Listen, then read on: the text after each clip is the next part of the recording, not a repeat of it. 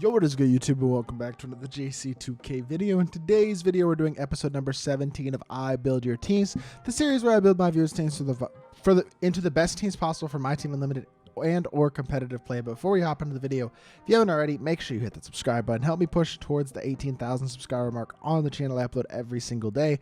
Tons of daily My Team content, trying to hit 18K by the end of January, which is going to be a heck of a grind. We're going to need to get about 50 subs a day for the rest of the month if we're going to hit it there, but I'd really appreciate it if y'all do subscribe. And without further ado, let's hop right into it. First team today comes in from Bo. Says getting close to Chet and RJ, but he only started like 2 weeks ago. So the reason I included this team in the video, in all honesty, is more just to showcase that it really is so easy to play this game. Yeah, no money spent this year. I mean, started playing 2 weeks ago. He's got D-Book and Drew Holiday, 2 elite point guards, Jimmy Butler, and then once he gets RJ Barrett, he's got 2 really good shooting guards, Dennis Rodman and Zion. I don't love Zion, but then he'll have Chet and Kenyon Martin at the 4s, and then he'll have D-Rob and Dikembe at the 5s. I mean, really, at that point, the weakest spot on your team is backup small forward, which is Zion, and it's not like Zion is an awful card, and at that point, honestly, once you get Chet and RJ, I really do think your best bet is just to save MT.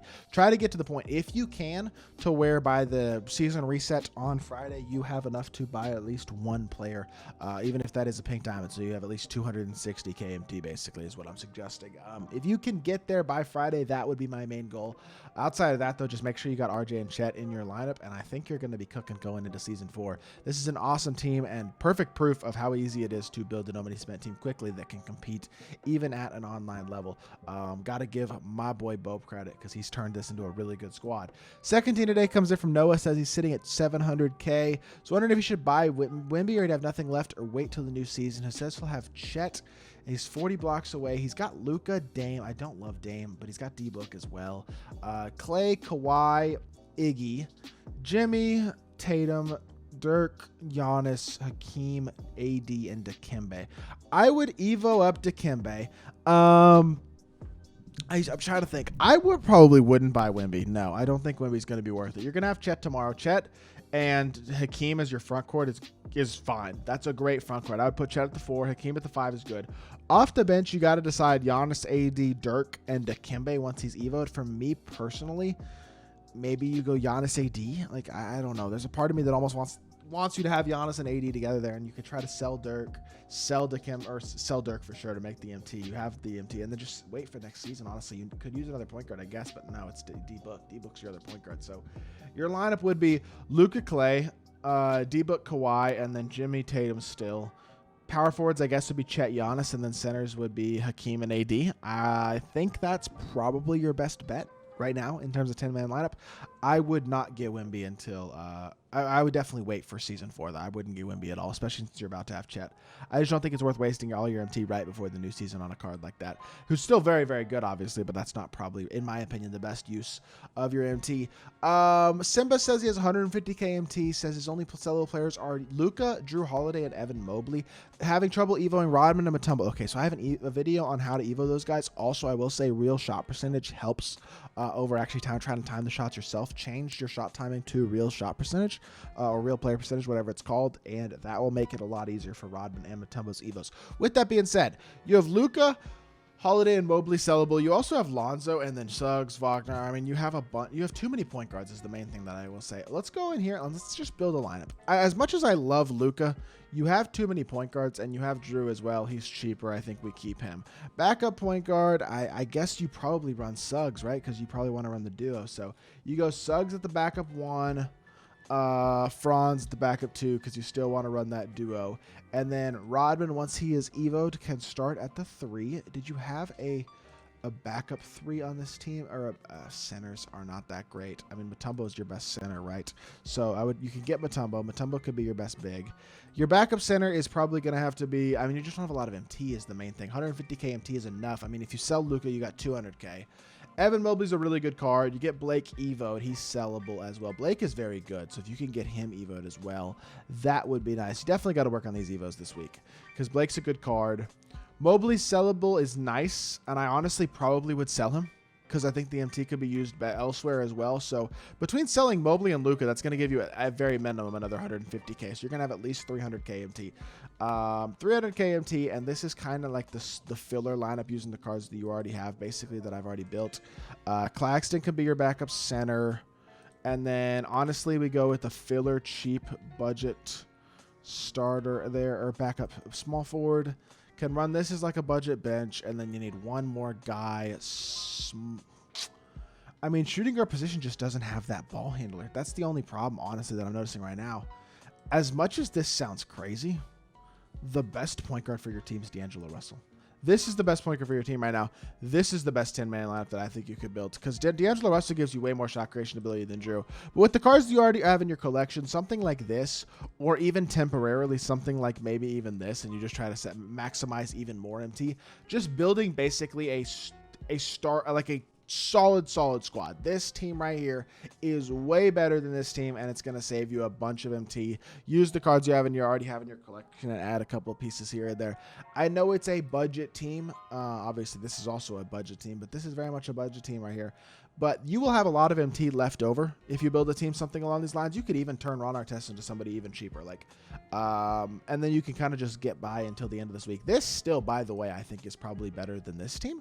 But going into season 4, you'll have a lot more MT flexibility with which you can make more moves with some of the new cards that we're definitely going to be getting. So 3 more teams today. STS has 70k. He's grinding for Jimmy. Once you get Jimmy, he does fill a spot on this team for sure. He can play the 2 over Ant, I guess, with Suggs, Wagner, Mobley, and Dikembe as the rest of your squad. I like that starting 5. Drew off the bench with Ant at the 2. Rodman at the 3 is good, I guess. The fact that you have Ant and Mobley makes me think you're trying to get, I guess you're close to LaMelo, aren't you? I mean, you're close to Wemby. With LaMelo, if you got LaMelo, you could lock in Wemby, although I kind of think keeping those guys sellable might be better value. I think you need another center off the end of your bench, and I think it could be somebody better than Bobby Portis, like a Ruby Nick Claxton, so he's an option to come in for Shaq because of Shaq's inability to shoot the ball. And then you need a 4, and I would say Amethyst Kenyon Martin has to be your 4, because this Şengün and Jalen Green duo just can't play. Bring Anthony Edwards off the bench and then get Kenyon Martin back at 4.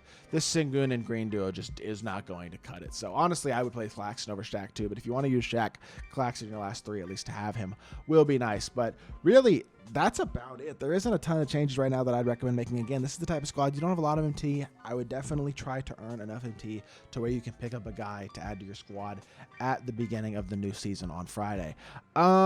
Second last team today comes in from Jesus. He's got 200k MT. He's got LaMelo, Jimmy, Kukoc for some reason, Chet, Wilt. This is such a weird squad. And then Blake off the bench, Rodman off the bench, Mutombo off the bench, a bunch of kind of filler cards off the bench. We are going to rebuild this lineup.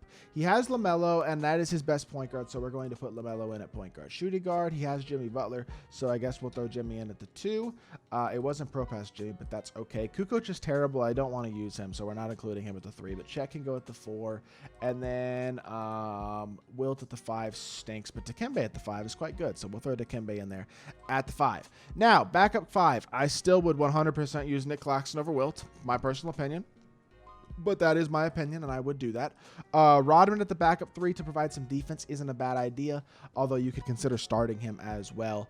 This, let's see, but you have Blake, so Blake can be your backup 4. He's a beast. That's a really good card.